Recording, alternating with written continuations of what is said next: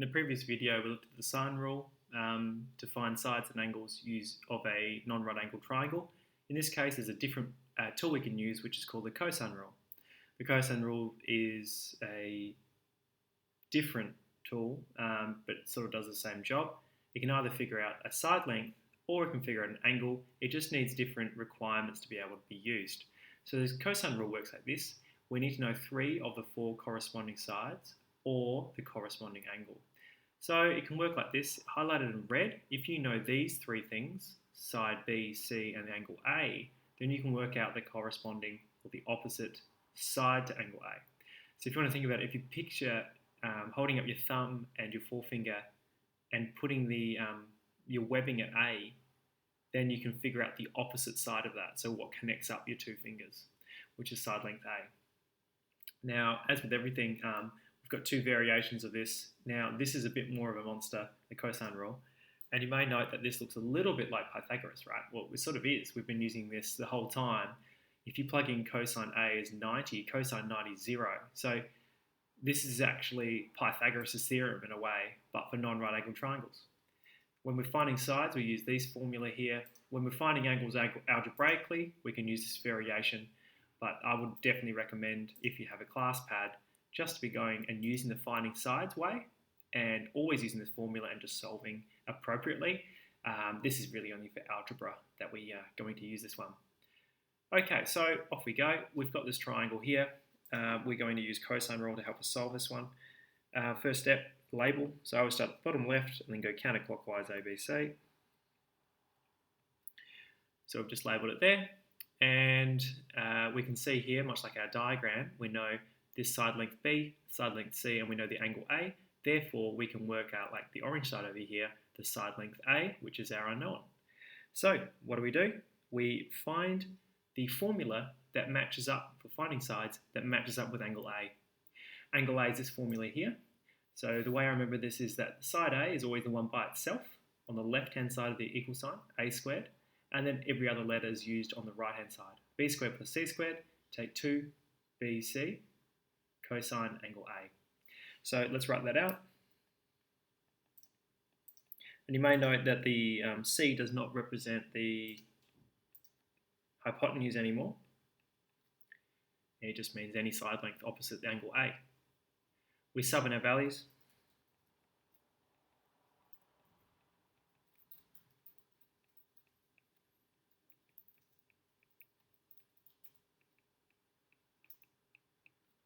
And then we can see here, we can just plug this in our class pad, right, and solve.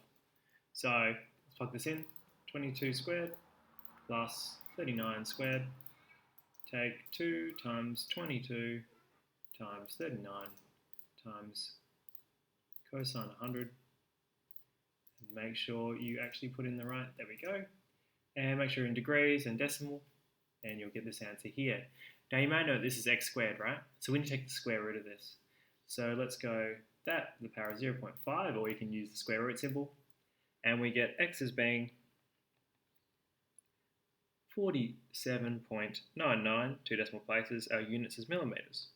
Sanity check, 100 degrees is bigger than 90, therefore this is going to be greater than the hypotenuse that we used to. So this side, x, or A, I should say, should be bigger than 39 or 22, and it is. So that's our sanity check, and we've got our answer there. Now you can put this in solve if you like, but it's not really worth it. So 47.99. In this case here, we're going to work out a finding angle, which is x. We're going to use our finding angle formulas, and then we're going to confirm just using our class pad. So in this case here, we need to figure out our angle x. As always, label our triangle.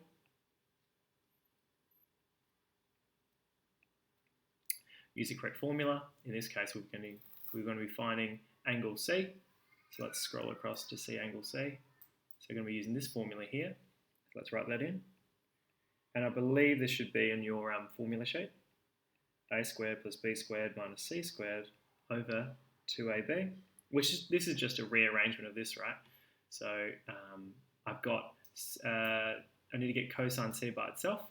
So plus it on that side, take C squared, so A squared plus B squared, take C squared, and then you need to divide by that 2AB chunk. And that's how you get that. Okay, and then we sub in the values. A squared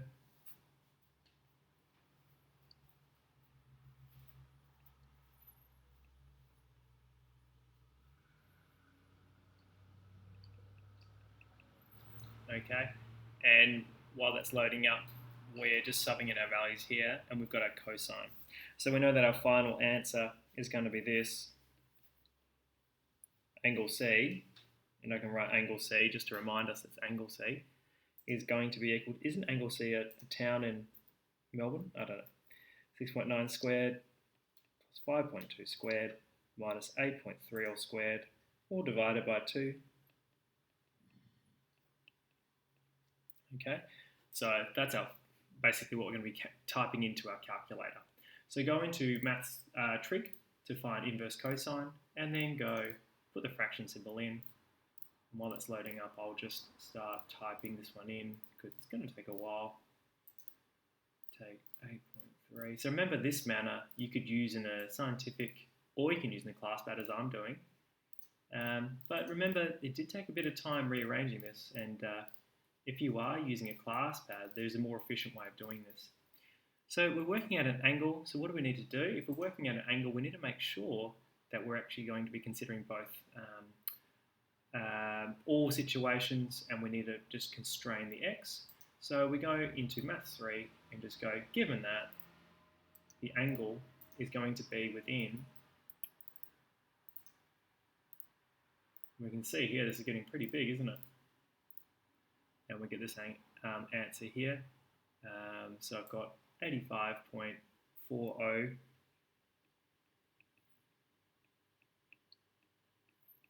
degrees. Okay. Now we've solved that using basically algebra. But what happens if we just use our formula? So we can just use our formula like this, and I'll show you that in our next example. But you can just put in solve and use this formula instead, and just the same thing, and you'll get the same answer. Okay. And I realised I actually didn't need that, given that I don't know why I did that there. So 85 degrees is our answer. So I want you to pause the video, have you got these two, the your turns, and then press play when you think you're done to check your answer. Your turns are starting now. So we're going to have a go at these ones now. First step, label your triangle. And then decide our rule. We know angle B, we're finding a side length, so we're going to use this one here.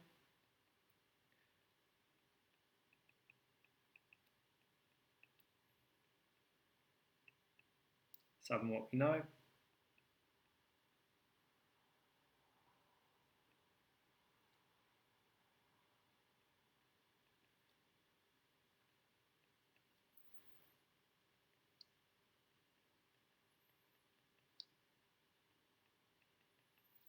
And then we're just going to whack a solve. We're going to whack this into solve. So shift equals 12 squared is equal to x squared plus 7 squared. Take 2 times x times 7 times cosine 65. And this one here, finding a side length, so we don't need to restrain it. And we get two answers pop out. We can see that's also come out down there. Now, which answer should we choose? Should x be negative 7.23 or 13.14? Well, we can see here that this is obscene because that's a negative distance. So we have two answers, but there's no ambiguous case here because this isn't a possible answer. So we just consider x as being 13.14 and then centimetres. So there's our final answer. Okay, this one over here, we do the same thing. Bottom left, our label, ABC, ABC, and then I'm trying to find an angle here. Now in this case, I'm not going to bother with the whole finding angle formula. I'm just going to let my class pad do the work. So all I need to do is use the one that has angle A. So here we go, angle A up there, and we're going to sub in our values. So A squared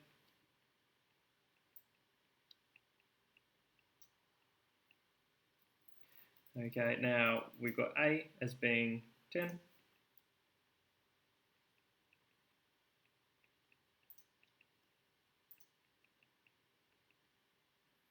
And A in this case is Y. Now, there is a way of typing in different letters in your class pad if you want, so we're going to do that in this case. So shift equals, and then we go 10 squared is equal to 7 squared plus 6 squared. Take 2 times 7 times 6 times cosine and then y. comma, and then let's not rock the boat. Let's just go with x for the time being, and then we want to say given that 0, so x is in between 0 and 180 degrees. Okay. So we get one answer pop out. There's no ambiguous case here when it comes to the cosine rule, because cosine of any angle, when it goes from obtuse to acute, it becomes negative. So there's no symmetry. So y, in this case, there's only one answer, 100.29 degrees. Okay, now do you note how we actually didn't have to rearrange it or use this formula up here? So you can just let your classmate do the hard work there. Bit of working to get those full marks. You can just put in CP solve, wrap that around there. So if this is worth 3 marks, I'm not sure if it would be, you can just go CP solve and then wrap brackets around there. So that's this video here done on the cosine rule.